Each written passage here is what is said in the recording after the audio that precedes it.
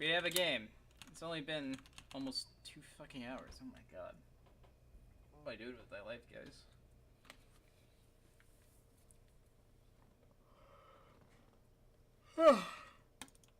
But we are here. Things are happening. Yay. At last. I can turn on the music. There we go. Game music. So spawning in the top left-hand corner as our red Protoss player. Hailing from Mexico, it is Paco Mike. With the byline. And spawning in the bottom right-hand corner as our blue other Protoss player, hailing from Romania. I don't think that's how they say that. It is Light. Game paused. And we're pausing, of course. Oof. So far nothing terribly interesting. This pylon here is a little bit unorthodox. This makes it look like he wants to do a fast wall off. And Light, knowing him, he probably is going to just wall off with 2 gateways and a cyber core fully so that he can't get out of his main base. Because that's what he does. Paco might just do that with 2 gateways. He might just leave this wall the way it is. He might even make a second pylon back here in a second so that he can keep the cyber core safe. He is going for 2 gases though. Which means that there will be tech on the way soon.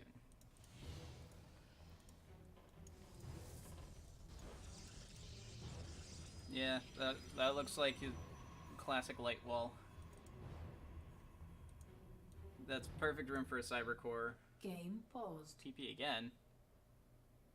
Aw.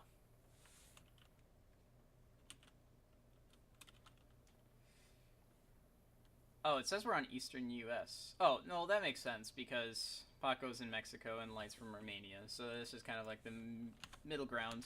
So I have the least ping out of everybody here. This kind of sucks in PvP too to have a bunch of lag. It's like in CVZ because, like, not being able to... Oh, jeez.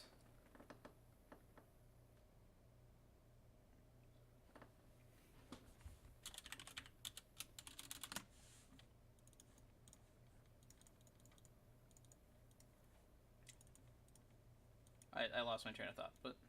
Okay, so we're just gonna wait a minute. That's okay.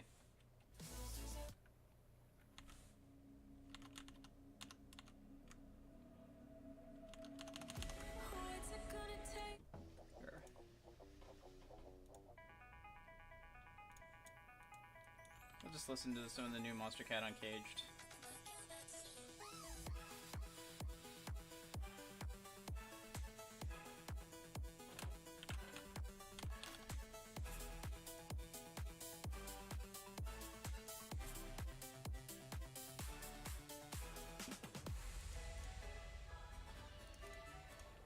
Okay, so Paco Mike has currently got 4 on gas, but he's still got his workers rally, maybe. Alright. Well, that lasted longer than the last one. So I'll take that as a victory. We passed the minute mark. Yay.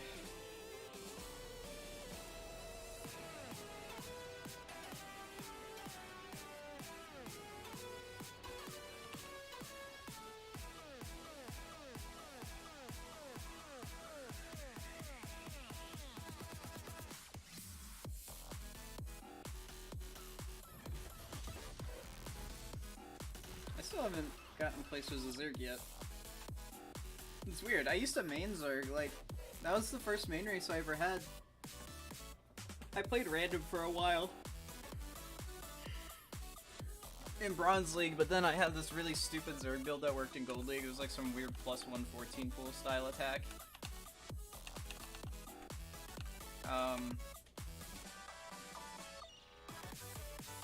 I don't even remember what it really was, but it used to work a lot. It got me straight to gold, and then I was scared that I wasn't going to be able to compete at that level with my Toss and my Terran, especially my Toss. So I just didn't try to do that and just kept rolling with Zerg, and eventually I figured it out well enough to get to diamonds.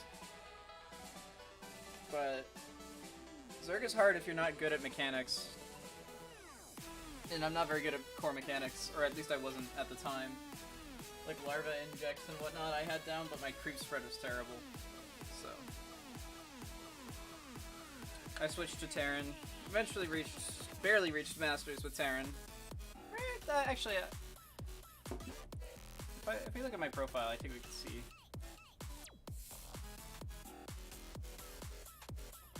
'31st, so it wasn't too bad.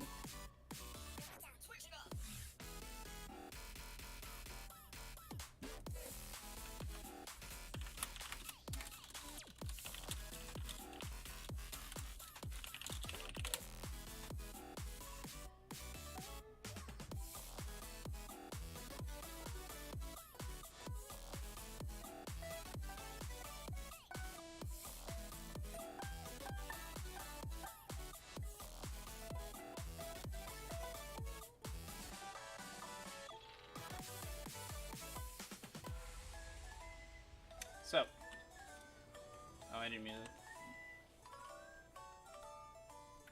There, we have to end on beat. So, in the bottom right-hand corner, as mentioned previously, from Mexico. Well, actually, they swapped spawn positions, but he's from Mexico. He's red. He's Protoss. He's Baco Mike. He's from Alpha X. We're all from Alpha X here. And spotting at the top of the left, he's from Romania. He's blue. He's also Protoss, and he's also from Alpha X. It is Light. Builds are identical. I guess that's fair in the spirit of what they were doing beforehand. They might as, or because they're being nice or courteous and restarting the game, they might as well just do the same openers.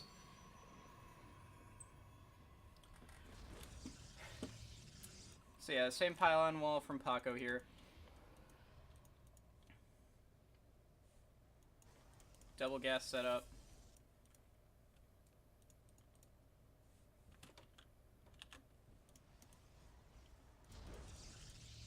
Double gate, which is pretty standard as well for PvP. Yep, alright. Both players on double gas, but Light's only on one gas for now. He'll just, yeah, he's rallying probes to the second gas geyser. In the ever hyper-efficient way that Protoss tends to do.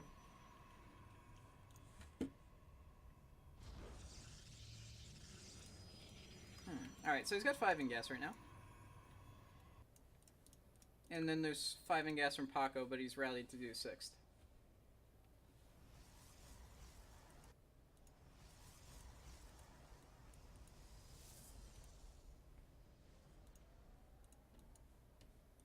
Yeah, Eastern probably is better for both of them, because that's kind of like right in between the middle of them, or both of them, but, yeah, if your internet sucks, then your internet sucks. Okay, so Light's got a pylon up the natural. That's interesting. I'm not 100% sure what that might be for. You might think that Paco's being cheeky or something like that, or maybe Light's actually going to go for an expand, but I've never seen him go for an expand type build. He's chronoing Warp Gate. I sincerely doubt that. And Stalker Sentry opening is, well, it could be fairly safe. I'm assuming that Light's up to no good. That's pretty gas greedy. And we see Paco here throwing a probe down onto the bottom left corner of the map. Let's see what he's going to proxy up here. Where are you going, boy? Oh, is he just probe scouting again? Actually, Light did go for an expansion. I've never seen Light actually go for a macro style game in PvP. Usually he's just doing his Light build, so that's interesting. Paco went for a similar opening actually as well. It's just a different wall off, so I thought it might be a little bit different. And these probes wandering around the map. It's very tempting to say that something cheesy is going to happen. Both players just doing a hallucinated Phoenix Scout as well, so both players kind of respecting each other a little bit. But there is a build deviation here in the sense that Light went for a Roboplay, but Paco has a Stargate. And he's chronoing out Phoenixes. Did Light actually try and hide that hallucination? Because if he like was on the field, the edge of vision with that Phoenix, and then he kind of like doubled back, that maybe Paco didn't have a chance to confirm that that was a hallucination, and maybe he just wants to be defensive with the Phoenix. I don't know. It's not extremely common to see Phoenixes first out of a Stargate, even in PvP. You might know what Light's up to anyways, but we do see here that he's going for an Immortal drop, and Stargate's a pretty good counter to this, because you could just kill the Warp Prism pretty quickly, and even lift up the Immortals if an engagement goes down and you don't have the luxury of trying to kill the Warp Prism.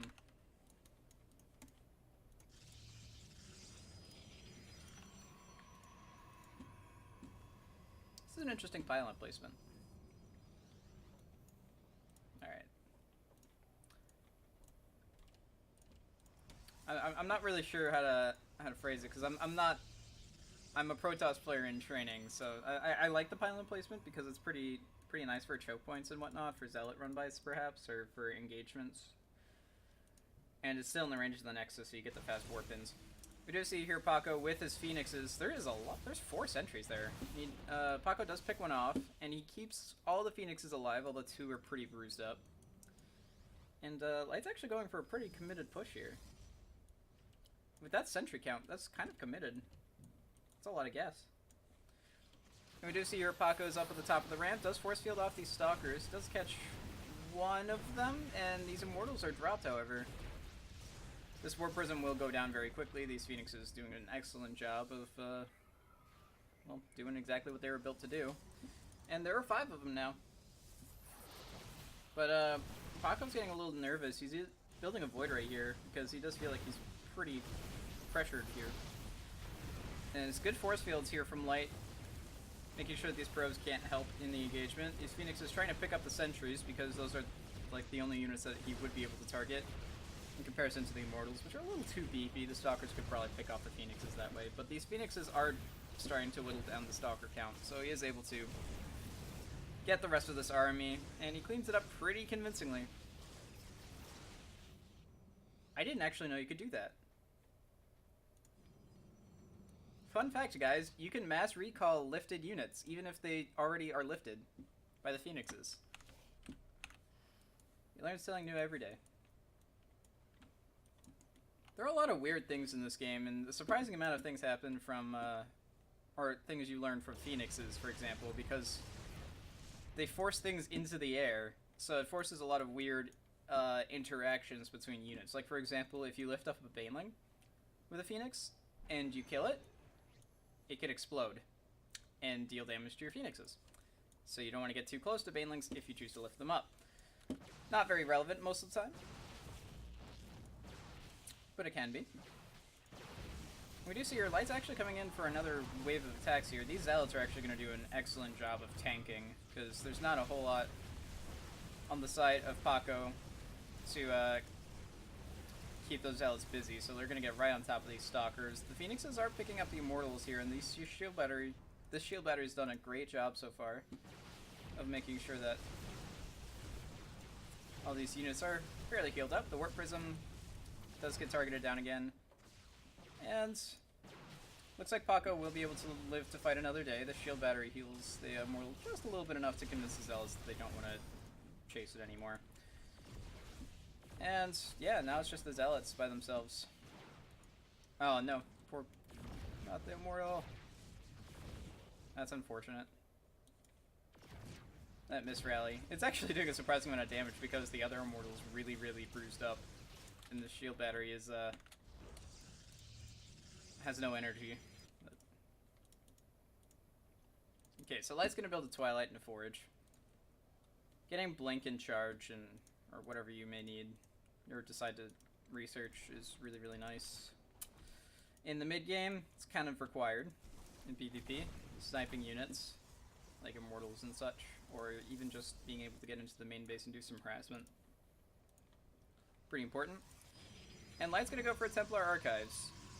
Now, Archons are generally a pretty good choice in PvP because they are hella tanky. Especially against Stargate units, because Phoenixes can't pick up Archons, and Void Rays don't do extra damage to them. Not to mention that shield batteries heal Archons pretty much 100%. They only have 10 HP, but they have like 400 shields, or 350 shields, I think it is.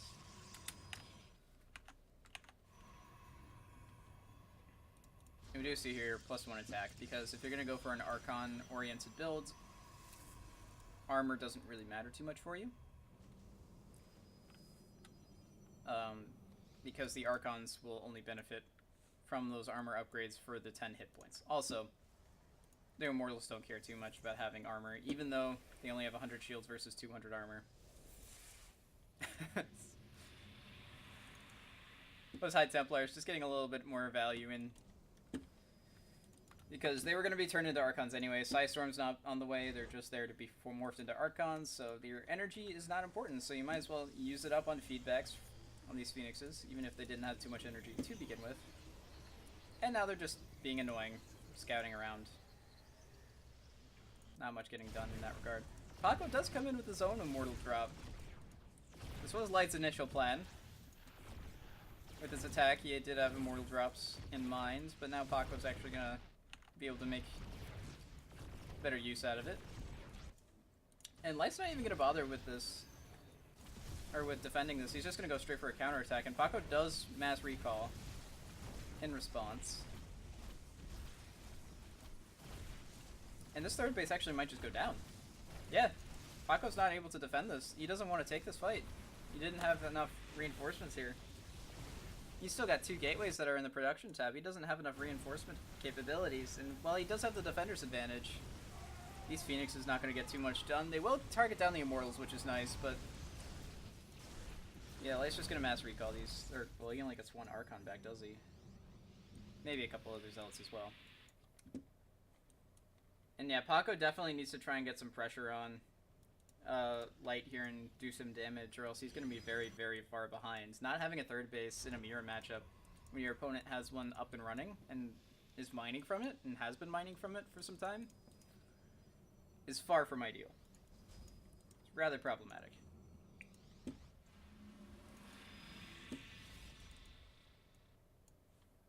So many Zealots, oh my god.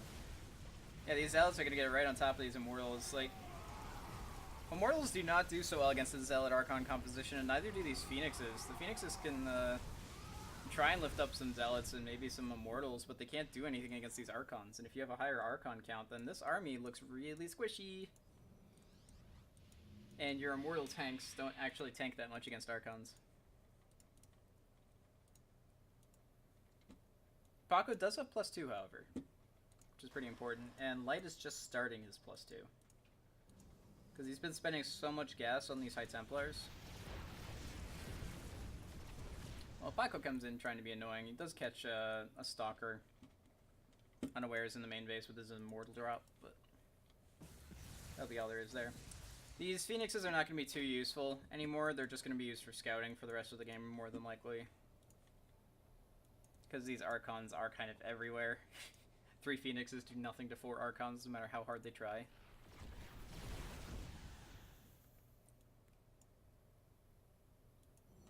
I don't think there's actually any scenario where a Phoenix could theoretically do damage to an Archon. It's like literally 0 chance. I'm trying to think of trivial situations, or weird borderline situations. This War Prism is going to be very annoying, because you can't build static defense against it. But at the same time, this is a very mobile army, Zealot Archon composition. Wow, his Archon count's actually getting really high. That's like 6 Archons. So that's a heavy investment. Paco's only got 4. And he still has an Immortal just in case. Or he will have 5 in a sec here, but regardless. Paco does have the upgrade advantage though. And that's pretty important for Archons, because Zealots take extra damage to Archons because they do extra damage to biological units. Alright, well, Light's going to come across the map here. This Immortal drop being annoying once again, but Paco might try and recall this again, or he might just decide to keep pressuring on. Alright, here we go. So many Archons, oh my god. The Zealots charging around, getting very, very confused with where they're going. These Phoenixes doing the best that they can, but I mean, they're not going to be doing very much here. However, there is no or all the zealots have pretty much melted here for light, and so these archons are forced to fight by themselves, and immortals and archons together are just going to be kind of more powerful, especially with the War Prism here for Paco to micro with. These archons are almost dead, they're so low. This is not ideal. And right, that War Prism came home. That got recalled. Or it flew back and I didn't notice. Ooh, Paco's actually researching shields now. That's always interesting to see. Oh, he's got +3 attack right now too. So these Archons are gonna shred these Zealots pretty cleanly. And these Archons still have almost no hit points. So Light's not gonna be able to win this engagement. Paco doesn't want to overextend. He probably could win that if he takes the fight, but it would not be an efficient trade for him. So he's pulling his stuff back to the shield batteries and where he can reinforce. And yeah, Light's just going to tap out. That army's too big and his upgrade advantage is too high. Paco takes that game. Pretty convincing fashion. I'm just going to... Yeah, this is the upper bracket, so we will be playing best of 3. I just wanted to double check that. Alright.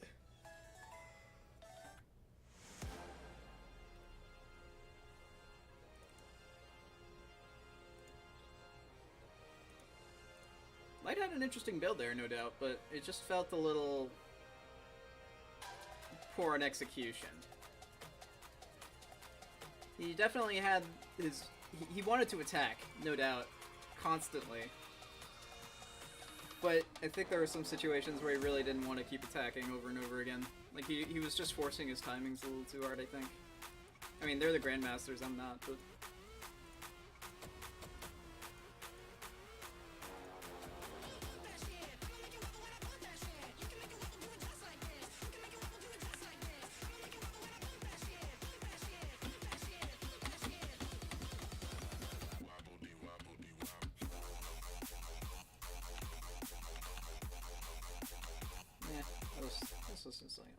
I'm okay without that for now.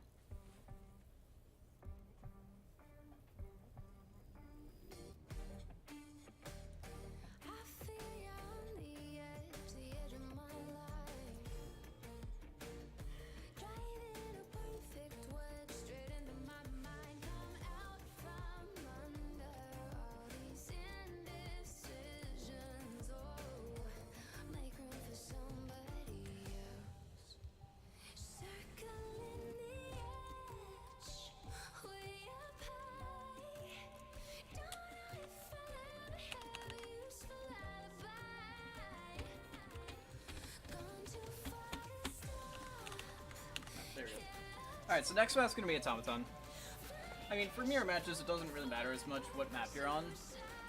There are maps that are more annoying than others because sometimes maps allow for more proxies or error-oriented strategies or silly exploits, especially for Protoss because you can cannon wall or pylon wall pretty nicely for cannon rushes in certain maps. This is not one of them.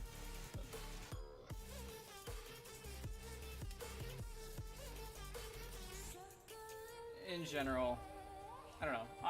I generally don't like Automaton, but it has been proven to be a pretty standard map for a lot of people. I don't know. I just never thought of it as the more standard map. Probably this season it is, because before we had all sorts of standard style maps like Parasite and things of that nature. But okay, so spawning in the bottom left-hand corner, he's coming back, trying to win the next two in this best of 3 from Romania. It is Light. And in the top right-hand corner, as our red other Protoss from Mexico, it is Paco. Paco Mike. Is Paco a name, or does it mean something? Actually, here, I'm checking that. What is Paco? It is just Paco. Paco means Paco. Okay, so it's just 2 names. Okay, Double gate setup versus double gate setup, double gas versus double gas. Builds are pretty much identical right now. Some slight differences, like wall offs, and building placement, and where the workers are on each gas geyser, but otherwise they're pretty much identical builds. Just some slight, like a second of different or less on their timings.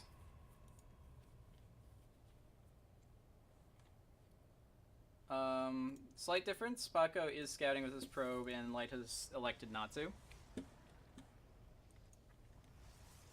However, their pylon placements are virtually identical, so there's nothing to read too much into here. As far as that's concerned, Stalker Sentry and Warp Gate for both of them. Paco is going to come in here, and he does place the third pylon, or they're both placing third pylons, never mind. Light's doing it as natural once again. Seems to like that. It does allow for him to cover or protect the natural sooner, which is nice. Light just being a cheeky boy, making sure that this probe has to either get recalled or get sacrificed. I mean, against Light it is good to probe scout because, you know, Light build and all. 3-gate robo proxies with shield batteries and whatnot. But you will not see the Twilight here, which is important to note. And there is no natural. So there's a build deviation here. Paco also is going for a Twilight. So I'm curious to see what comes out of both of these players. Both gases are being mined for Paco. And for Light as well.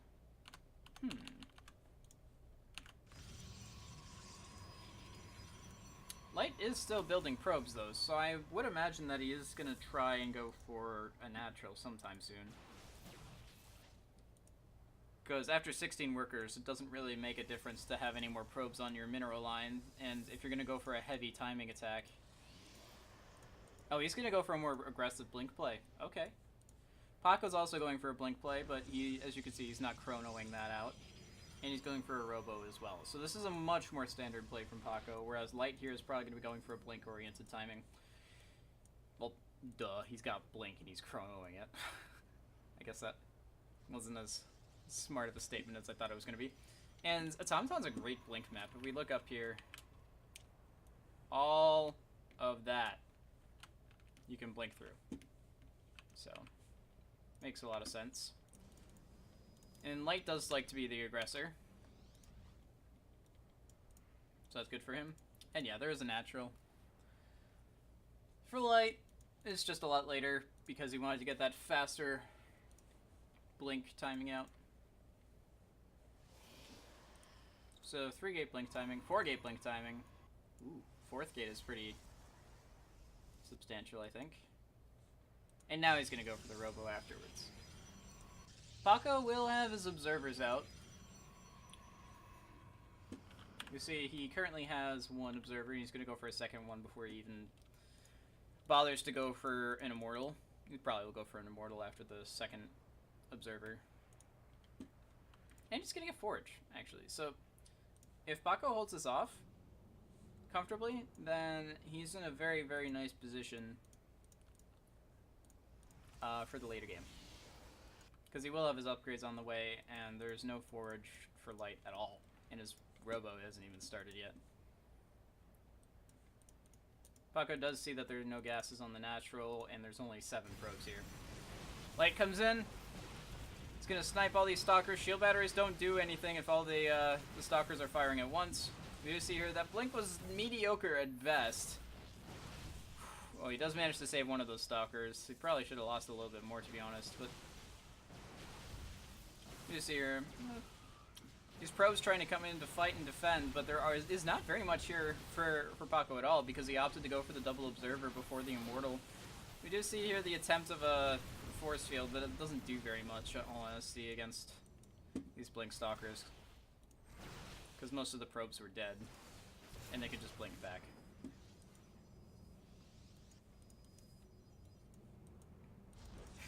Light just adding gateways to the proxy pylons as he goes along. Alright, shield battery finally gets taken out. This one's very low in energy, so not much is going to get done in that regard. Blinkstalker's, of course, going to be able to target down this Immortal, and there's only one Immortal now, and he can target that one down as well if he so chooses. Paco's Blink is done, but he's only got 2 Stalkers to make that work with, or, yeah, 2 Stalkers now. This is a very, very big push. And there's going to be a 5th gate added as well in a moment, or, yeah, and then Paco's just going to tap out. That's too much for Light.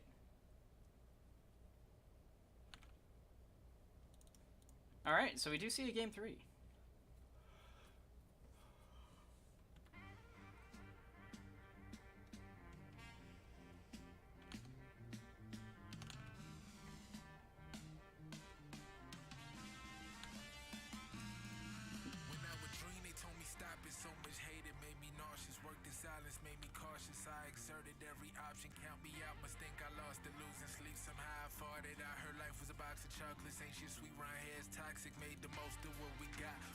Curious what the last map's gonna be.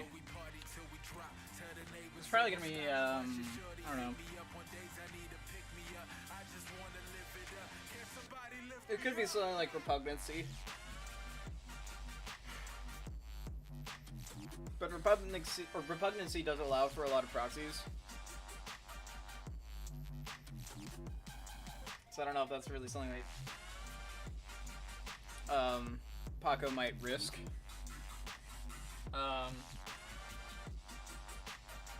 Cyberforest would be a good map for macro-oriented play, I would say. It is a solid proxy map as well, but, I mean, in the same sense that larger maps are better proxy maps in general.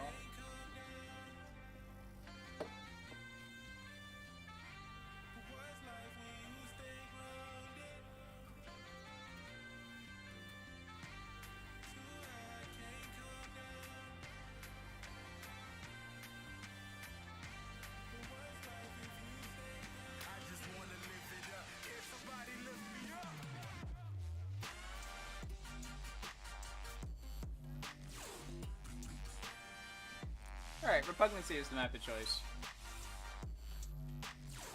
Repugnancy is nice because it has like a shorter rush distance, but it also means that it's easier to scout on it. It's got decent high-low grounds everywhere. It's very good for warp prisms. That's why a lot of Terrans like it, is because it's a solid drop map.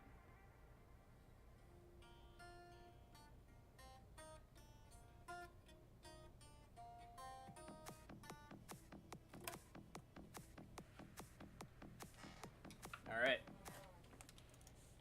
So, spawning in the bottom left-hand corner. Took game 1, but not game 2. Oh, right. Should, there we go. I put the scores up, my bad.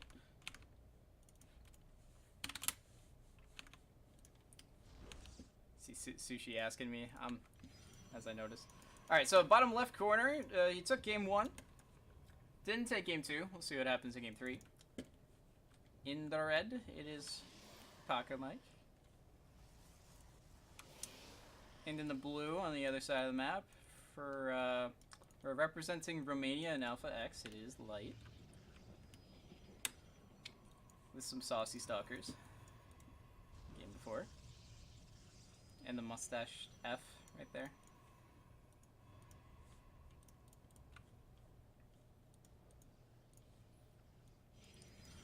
So both these players seem to go for virtually identical openings at the moment, so I'm not expecting to see anything too different. Because if you look at the production tabs, they're copies of each other.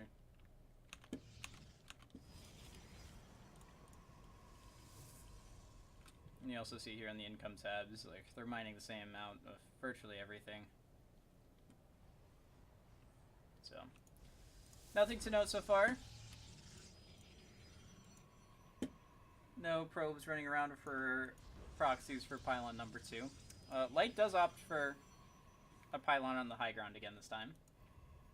Or actually, he put pylon number 3 on the low ground before, right? So, still the same decision making as prior.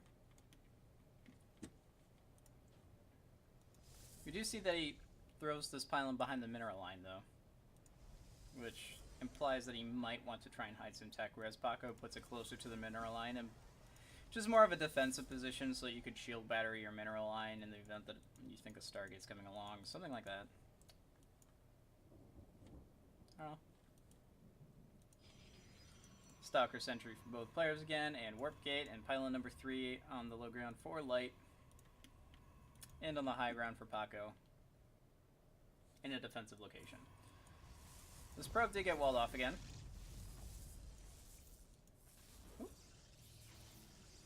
Aw, it almost got that probe. He'll come back for you. Paco will come for that, Light. You know that, right? He's toast.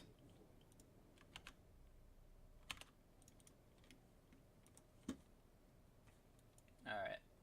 Do see Stargate from Paco, similar to Game 1, and Robo from Light, similar to Game 1 as well. I would expect that Nexus to go down any second now, once he has the money for it. Paco's already got his Nexus on the way, of course. And he's actually gonna... Oh, that's just a hollow Phoenix. So, both the Phoenixes gonna shoot each other with their fake lasers through the middle of the map just to scout each other. We will see what comes out of this Stargate first. Light won't, but we will. An Oracle. Okay. This is what I would have expected more during Game 1. Because Phoenixes early into the game are... They're not terrible, it's just you don't get as much damage done to the mineral lines as you would like. And Oracles are more of a threat than Phoenixes are to your mineral lines. Phoenixes, however, are better at dealing with things like Immortals, Sentries, things of that nature, because the Oracles can't really do anything except for get close and then try and zap them. And they need a lot of energy to be able to attack. And Lightyear is going to be going for an Immortal, or, well, 2 Immortals in the Warp Prism, that is. Whenever that second one. It's a little unfortunate, half that chrono kind of got wasted, but... Is he just not going to bother with it? He's only going for 1 Immortal. Okay. I guess that works. Paco actually holds back with the harassment until he reaches 2 Oracle count. Or 2 Oracles. So he's going to be able to kill the probes regardless of whether or not there's a shield battery. He does have to make sure that they fire simultaneously, but he is prepared. But Light's across the map already. This is kind of scary. He does have 4 gates, which is pretty... It's a pretty big commitment. We do see here the Sentry barely gets away, but it doesn't have any energy in it because it had to waste its force fields to try and escape. There are a lot of Sentries for Light. Oh my god. The Stasis Ward does get trapped, and it does catch 3 Stalkers and a Sentry with energy, so that is a pretty good hit for Paco here. We see that was actually all of the Stalkers that Light had. The Phoenixes are going to try and tap out the Warp Prism. Light isn't able to defend it correctly yet. He will warp in some Stalkers, and they don't actually finish. Oh, jeez. This Immortal will get picked up here. These Stalkers finally get out of the Stasis Ward, but it's a little late. It does save a Sentry, but that Immortal that was getting mass recalled does not actually survive.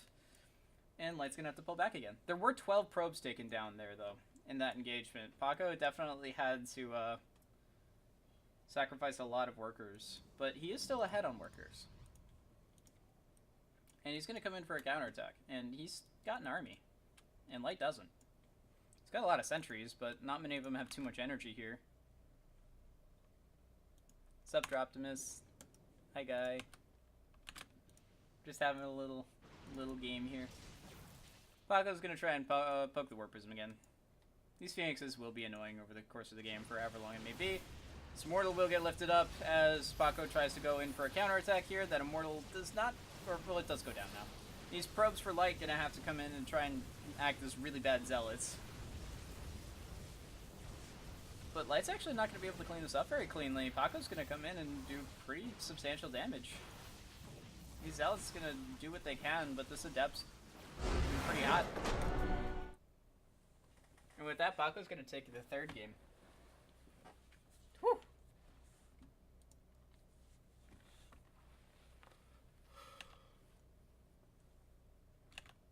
Yeah, Bako just doing a decent job at defending all that aggression that Light has to throw at people.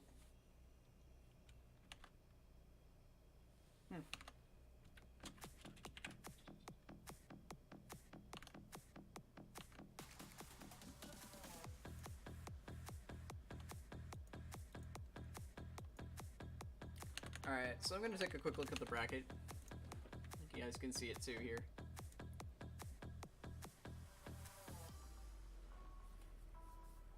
So, Paco will go on to face Mamba. Light falls into the loser's bracket, but he gets a walkover here from Last Surprise. I'm assuming that he had to leave. Uzi does beat Kuna, so Light is going to play Uzi in a best of one. Ooh, so TVP.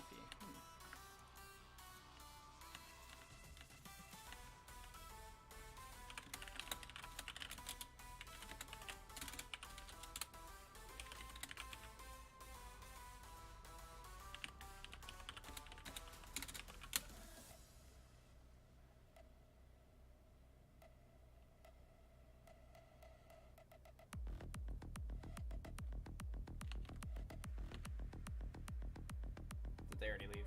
Did I miss him? No, Paco's still here.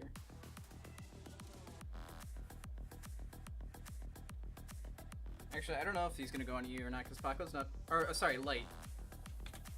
He's playing Light, and Light's not in here anymore.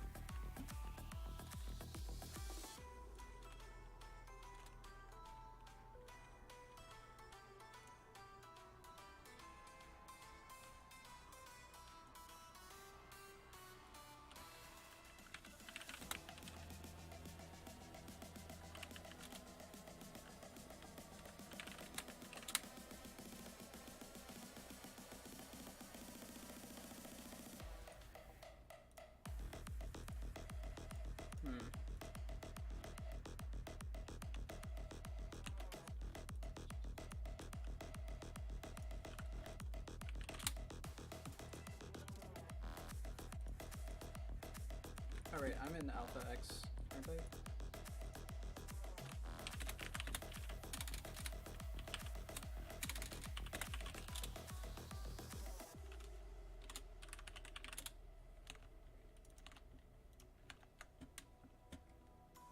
So we are reaching the semis now.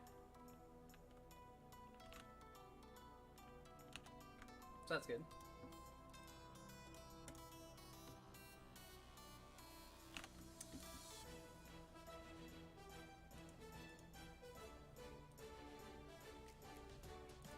Oh, I'm not on Alpha X on the EU still.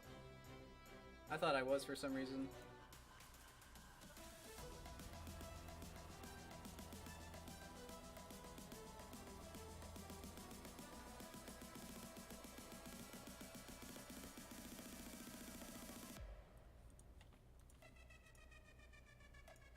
So I made this when I was in high school.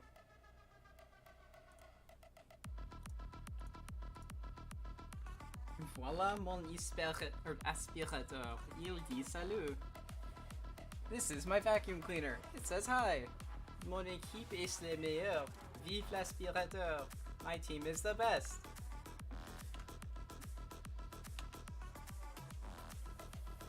And then apparently I linked my NA account.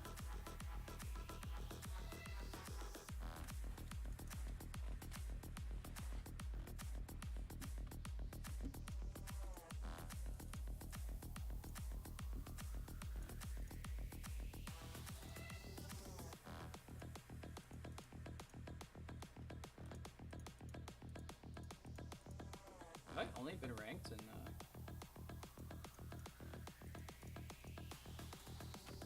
I guess I've only been ranked in Heart of the Swarm on EU. Wow.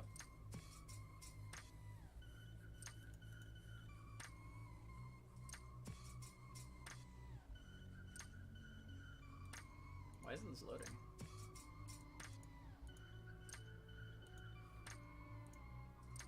Hello? Anybody there?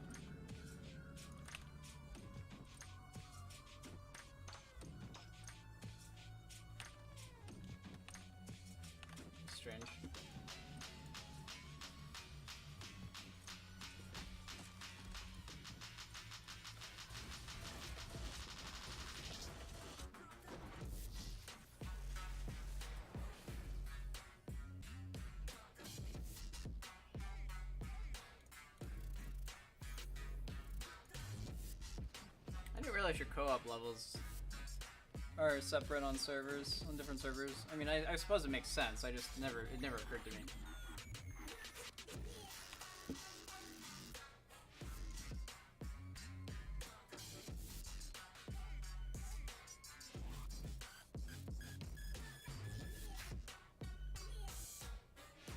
What the hell's Chrono Beam?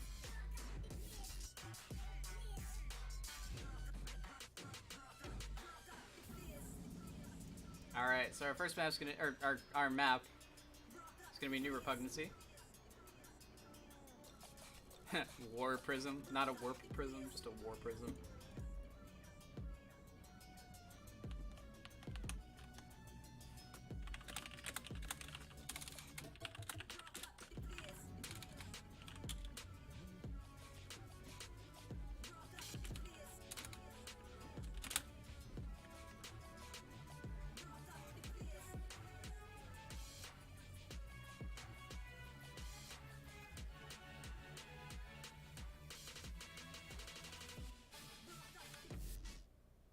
I had to stop it right at the drop. I had to do it. I tried to catch it before the drop itself, but... Alright. So, spawning in the bottom... Let's try it again. Spawning in the bottom left-hand corner is our Blue Terran player, hailing from France, one of the many that we have here at Alpha X. Oh yeah, he's from Alpha X. It's Uzi. His name is Uzi, but he's got a minigun right there. Funny joke. Top right corner of New Repugnancy. Still, same map. Nothing's changed. Ooh. He's red, he's Protoss, he lost the last series, but let's see what he can do in the losers bracket. It is Light, hailing from Romania. Alright, so... I'm not too familiar with TVP proxies because I don't do them very often, or at least if I do something that doesn't make any sense whatsoever. But I would not be surprised if this was a Reaper. There is a second gas geyser going down though, so this could also just be some kind of proxy factory. Maybe he goes proxy Hellion drop and then adds a reactor over here. That's a big investment, and kind of crazy, and would get scouted by the time that it goes to the base, probably. But I don't know. I love patrol paths. For some reason, when I click on them, I just see the blue arrows, and it makes no sense to me whatsoever. Yeah, there's a factory. Okay, so it could be proxy Reaper Hellion, Reaper Cyclone, something like that. I'm curious. Light is going to go and try and find where this is. I never proxy over here as a Terran. I don't know why. I just don't like it. It doesn't make any sense to me to proxy over there because, I don't know, maybe because the high ground vision right here and your units want to walk right through this corner. I always proxy over here. Every time. I mean, I also proxy, like, for drops most of the time. Oh, there's the reactor. Alright, well here's the Reaper. This will be kind of annoying to deal with, but there is an Adept on time, actually, to deal with this Reaper. It will catch one worker. Or maybe not? No, it will. This Reaper gets caught out because it didn't notice that there was a full wall off here. Actually, there are 2 more gateways right here. This is 3-gate robo in response. And the probe finally does catch where the proxy's located. And, oh yeah, so there is a proxy reactor over here, but it's for Marines. It's just one Hellion here to do some additional poking. The Zealot, actually. Getting a little ambitious. Get, ooh, and a Liberator. Okay. An attack lab here, probably for a Cyclone. He does have the gas for a siege tank. I guess you could go for that if you so wanted to. Oh, and he does. Alright. Oh, you cheeky bastard, Light. He's kept Uzi busy up top here. It's an interesting place for a supply depot. But Uzi probably forgot about this probe down here in the bottom right side of his very own main base. Hate when this happens. It's very unfortunate. Since Hellion will try and dart up the main ramp, gets denied by those 2 Adepts.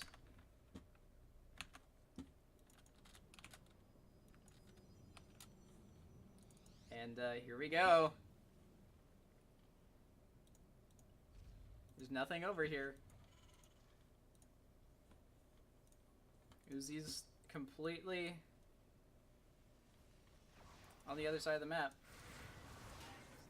There we go, the mule goes down, SCVs are going to go down as well. Many SCVs. He's probably just going to have to pull these across the map with the rest of his army. Yeah, he's not even going to bother. Probably wants to cancel this SCV in the production tab, though. Oh, he sends the Marines home to try and defend it. I suppose that's the smarter decision. Charge! Get him! Medevac, heal your Marines! Alright, so he does clean all of this up. He might think this is a War Prism, though. He might not check for the pylon here, so this is gonna come back to high. Yeah! He just assumes this is a War Prism. He's not gonna see it. He's also rolled off, so these Marines are gonna get stuck there for a little bit. Oh? Oh? Ah! No! He's so close. Oh my god. That's silly. There's even a War Prism coming over here. I don't. Oh, okay. Now he knows. So this Warp Bin was wasted, but this Warp Prism does survive, and Uzi doesn't know about it. He did see the Robo, but he doesn't know that there's a Warp Prism right next to his base. He could infer it, but there's no confirmation. And Uzi's still 100% across the map. He's got 3 siege tanks, which is pretty scary, but there are a lot of adepts over here, and a Robo Faye is done, which means a Disruptor can come out here. There it is. And Light's pretty well poised to defend against this. And there is another attack that Uzi can't defend because his production's across the map. So he's going to have to commit here. Yeah. But the sentry... Oh! Got him. That's unfortunate. And it does have enough energy for another force field too. Yeah. He's going to even warp in 3 more adepts on the other side of the map. I don't know if he wants to do that because now this army is a lot smaller than it could have been. And there's no anti-air here except for a pair of sentries. Oh yeah, that's right. He can mass recall. He's Protoss. Fun fact, if you mass recall a War Prism, it still stays in the mode that it was in prior to the mass recall. Alright, so this Disruptor's doesn't even catch all 3 Marines. That's kind of odd. But Uzi does have a very strong push here. Light can't really engage this correctly. There are 4 siege tanks. And all of them are on the low ground. And there's a Liberator here to make sure that nothing happens. The Cybercore is actually going to get sniped as well. Light's kind of in a poor position now. He's just going to have to go for it. This Liberator here is going to get a bunch of damage done, but one siege tank does end up getting sniped. This Disruptor going to get... not enough. There's 1 or 2 Marines. There's a hot pick up there with that medevac to save a lot of units from that Disruptor drop. This SCV is a little ambitious. Alright, well the Cybercore is rebuilt for Light, but there's only 5 probes in the production tab and his Nexus is almost dead. I don't think he can do this. I think the best that he can hope for at this point is just a draw. He doesn't have any areas to go and chase down any buildings that will float away, and he doesn't have money to rebuild his Nexus. It's never a good spot to be stuck in. Adept's gonna try and shade on top of some siege tanks. Ooh, he does actually almost catches 1 siege tank, but he doesn't catch the other, or any of them in total, and now they're all re-sieged. There's 4 tanks here. And, well, there are only 3 workers mining for Uzi. That's 3 more than Light has. Currently. He's gonna send the probes to harass. It's amazing. Oh! No! So low! He could've got the other tank if he was just a little bit closer. That's so unfortunate. There's a mule that gets dropped down to repair those siege tanks. If he does repair them fully, you should be able to save them, but... Alright, this is gonna be a very, very... Oh my god. I am so sorry, guys. I fixed it. My hotkeys are messed up. I'm very sorry. You guys had to watch that zoomed in. That's unfortunate. Okay, this is why I'm on the B stream. Only 4 of you notice these mistakes, max. Alright, these 7 probes going ham in Uzi's main base. He's gonna send the 1 red health Viking to defend it. Which I guess is all he needs to do.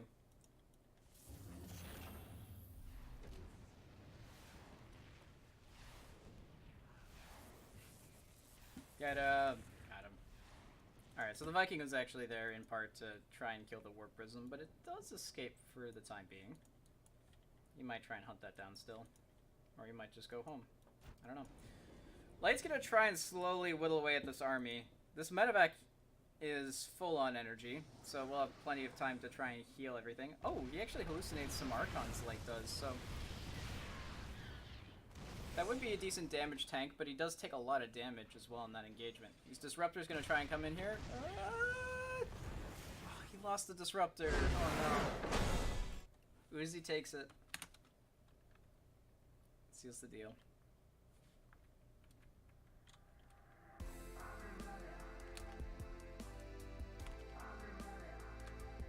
Alright.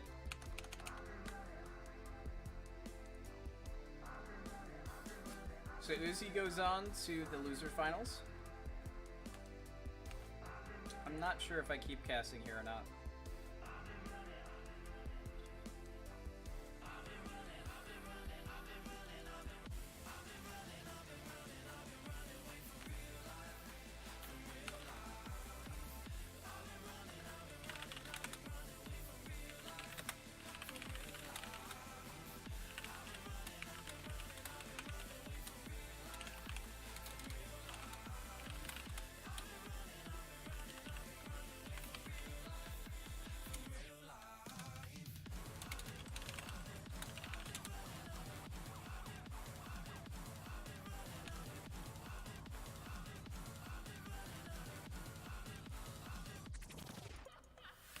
I'm gonna hop back on NA, because, you know, I'm not home. Alright.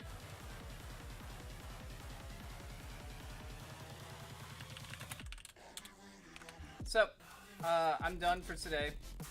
Swag's gonna take care of everything else. I only got to cast 2 games, or 2 series, but at least one was the best of 3 and we got to all 3 games. So, Uzi's gonna go on to the losers round, losers final, or the 3rd, 4th place match, whatever you want to call it.